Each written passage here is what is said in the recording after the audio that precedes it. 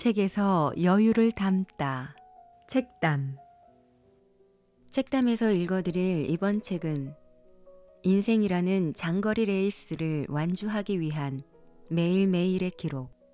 카페에서 공부하는 할머니입니다. 지은이 심혜경.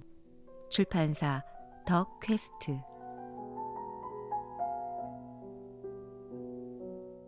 안녕하세요. 책담입니다. 신년을 맞이하여 새해 첫날에 광화문 교보문고에 다녀왔습니다. 새해의 화두가 되고 있는 신기술들과 작년의 베스트셀러들 사이에서 이 책을 발견했습니다. 카페에서 공부하는 할머니, 뭔가 세련돼 보이고 배움에는 나이와 상관없다는 말을 실천하려는 듯한 제목과 표지 디자인에 끌려서 집어들었습니다. 그렇게 서서 몇 장을 읽어보고는 피식 웃으며 바로 구매 목록으로 가져왔죠. 지은이가 정말 할머니가 맞을까? 이분 정말 멘탈 갑이다 라는 생각을 하면서요. 낭독을 듣고 계신 분들은 새해 계획을 세우셨나요? 수도 없이 반복되는 작심삼일에 뭔가 계획을 세우는 것조차 포기해버리진 않았을까요? 혹시 그런 분들이 계시다면 이 책을 머릿말만 읽어봐도 마음의 평안을 찾는데 많은 도움이 될 것 같습니다. 머릿말에는 이런 글이 적혀 있습니다. 실패한 공부의 집대성처럼 보일 수도 있는 이 책을 오히려 무엇을 배울지 목적이 분명한 사람에게는 필요하지 않을 것이다. 책을 읽으면서 제가 뭔가를 배워보겠다고 시작했다가 중간에 그만둔 것들에 대해 생각을 해봤습니다. 꽤 많더라고요. 그렇다면 만일 그 중도에 그만둔 것들에 대해 끝까지 배워본다면 그 끝은 어디일까요? 갑자기 그런 생각이 들었습니다. 중간에 그만둔 자신만 책망하는 것이 아니라 그 배움의 끝을 어떻게 정의할 것인가도 중요한 문제 같습니다. 채널을 운영하면서 하루에도 몇 번씩 구독자 수와 조회수를 보면서 고민하고 스스로 책망만 했는데요. 구독자 10,000명 못 가면 어떻습니까? 책 읽다 보면 저도 좋고 언젠가는 구독자분들도 제 낭독을 마음에 들어 하실 날이 오겠죠. 올해는 저도 한두 가지 더 취미를 가져볼까 고민해봐야겠어요. 오늘도 잘 들어주시고 구독과 좋아요 그리고 알림 설정과 댓글 꼭 부탁드립니다. 행복하세요. 도망치는 건 부끄럽지만 도움이 된다. 프랑스의 유명 소설가 알베르 까뮈는 삶을 건축해야 할 대상이 아니라 연소시켜야 할 대상으로 봤다.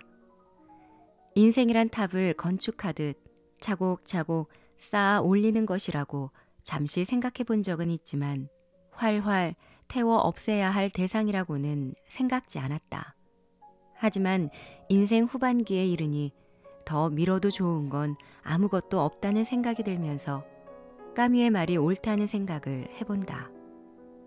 뭔가를 시작했다. 금세 그만둬도 괜찮다. 그 일이 만만치 않다는 걸 깨닫게 된 것만으로도 충분하다. 꾸준히 뭔가를 해야겠다는 생각을 처음부터 하지는 말 것. 시작도 하기 전에 지친다. 열심히 하겠다는 생각도 내 경우엔 부질없는 일이다. 딱 한 번 해본 다음 배우고 싶은 마음을 살포시 접었던 경우가 있는 반면 가벼운 마음으로 시작해 꾸준히 즐기는 공부도 있다. 그래서 마음에 담아둔 느리게 가는 것은 두렵지 않으나 중도에 멈추게 될까 그것이 두렵다 라는 중국 속담을 되새기며 배움을 멈추지 않는다. 좋아하는 친구가 하는 일이면 왠지 다 멋져 보이는 법. 권하지 않아도 알아서 미리 나선다. 함께 뭔가를 배우고 싶다는 친구가 있으면 시간이 허락되는 대로 손 붙잡고 따라간다. 바이올린을 배우게 된 건 참으로 친구 따라 강남 가기에 전형적인 예라고 할 수 있다.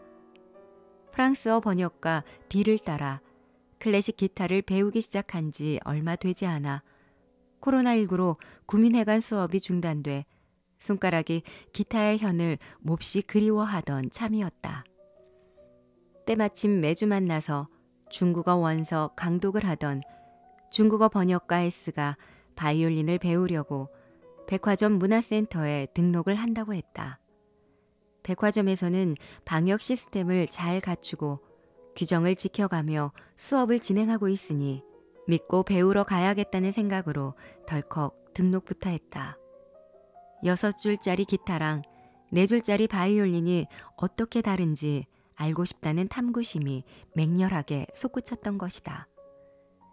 사실 클래식 기타 수업을 듣기 아주 오래전부터 악기를 하나 배우고 싶다는 생각을 했다. 무조건 들고 다닐 수 있는 악기로 배우겠다는 원칙을 세운 다음 처음 떠올린 것은 바이올린이었다.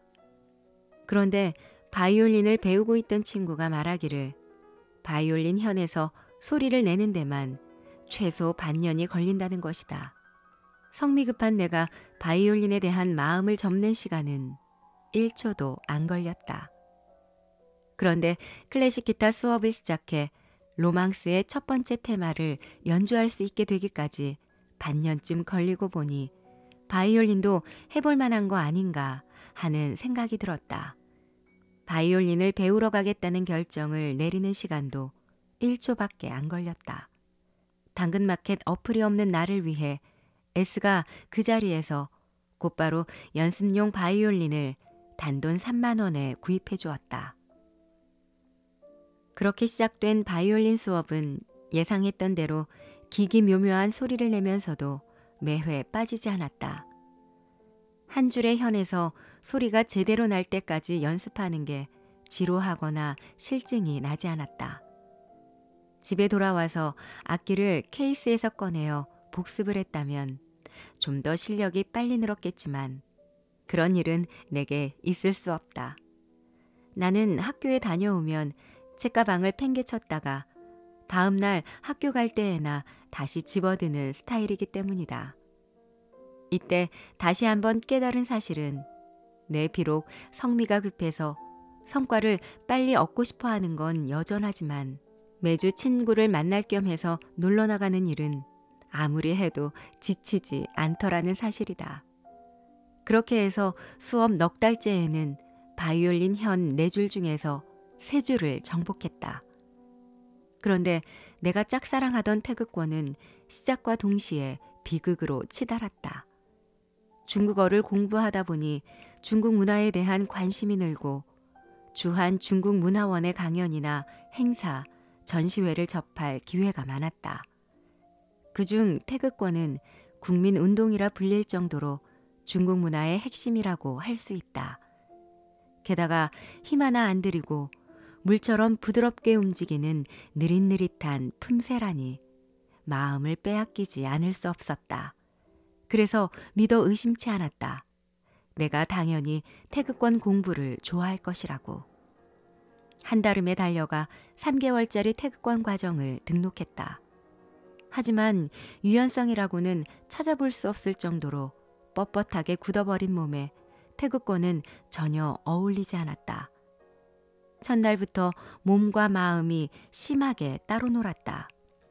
쉬우면 운동이 아니라고는 하지만 태극권은 나무토막 같은 나의 몸이 해내기에 너무도 어려운 운동이었다.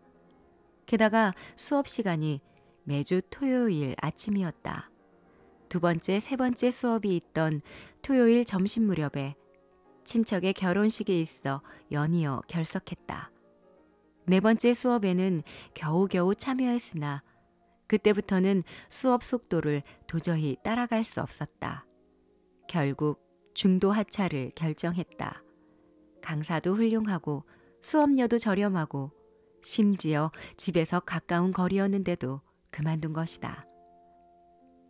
마음먹은 대로 되지 않는 것도 있는 법. 태극권에 관한 나의 관심과 애정은 여전하지만 무술까지 연마해서 문무를 겸비한 인재가 되겠다는 계획은 결국 실패로 돌아갔다. 그리고 이 일을 계기로 오랜 기간에 걸쳐 배우고 익혀야 하는 공부는 수업 요일과 시간이 중요한 변수로 작용한다는 사실을 알게 되었다. 갈 길이 너무 멀어 보여도 갈등이 생긴다. 뭔가를 처음 배우려고 할 때 수강 기간이 길거나 수업 횟수가 많으면 선뜻 발걸음을 떼기가 어렵다. 나 역시 무엇을 배우든 초반부터 기나긴 시간을 견뎌내고 열정을 투입해야 하는 수업은 가급적 피하는 성격이다. 그래서 부담 없는 원데이 클래스와 1개월에서 3개월 정도의 기간 내에 하나의 과정이 마무리되는 수업을 선호한다. 새로이 시작한 배움의 길이 나와 잘 맞지 않을 때에 대비해서 일단 낯가림을 떨치는 준비 기간이 필요한 셈이다.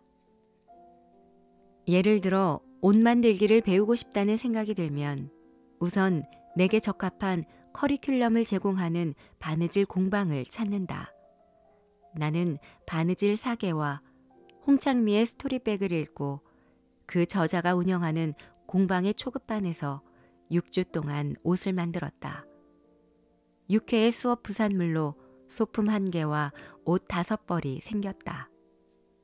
그리고 성취감을 맛보는 선에서 옷 만들기 수업을 끝냈다.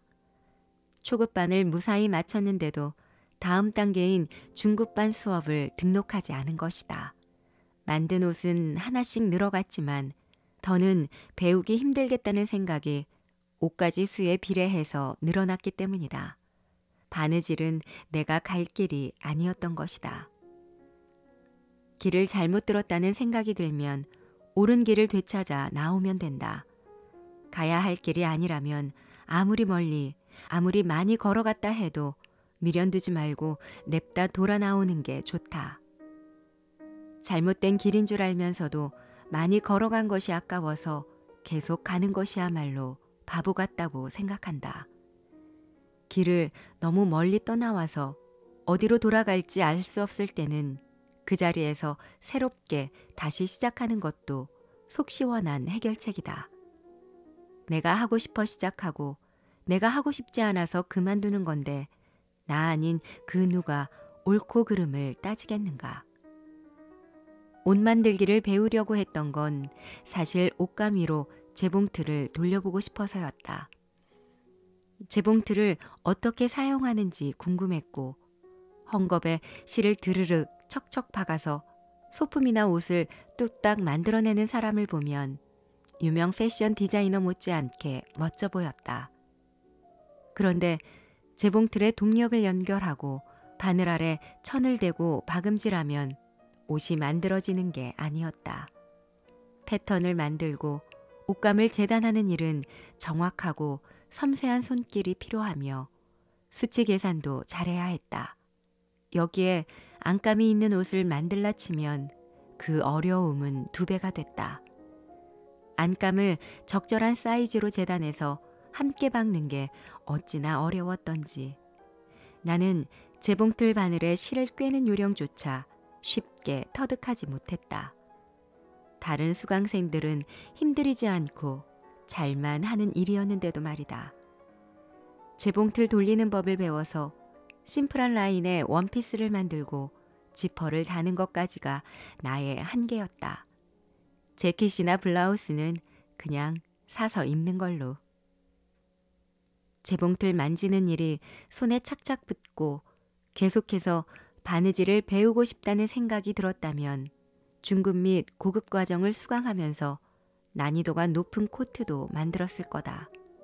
하지만 나는 재봉틀 다루는 법을 배우고 입을 수 있는 옷을 만들어 보는 것으로 마무리를 지었다. 그래도 매우 만족스러운 경험이었기에 지인들에게 그 공방에 가서 옷 만들기를 배우라고 채근해서 다음 수업에 등록한 친구도 있다. 옷 만들기 수업을 갈 때도 나 혼자 가지 않았음은 물론이다. 오랫동안 함께 요리를 배우고 있는 지인들 중 바느질에 관심이 있어 보이는 친구를 간택해서 바느질계에 입문시켰다. 그 친구는 중급 단계의 수업도 수강했다. 아무래도 나는 손 많이 가는 옷 만들기보다는 또 무얼 배울까 두리번거리며 찾고 기다리는 시간을 더 좋아하는 것 같다. 나의 끝은 나의 시작이다. 마무리 짓는 기술은 중요하다. 뭔가를 시도했다가 중도에 그만두어야겠다는 생각이 들면 뭐라도 하나 건진 것이 있는지 확인하고 야무지게 마무리를 지어야 한다. 이런 걸 왜 배워야 하는지 앙탈을 부리고 싶거나 하기 싫어지면 나는 잠시 손을 놓거나 적당히 미뤄둔다.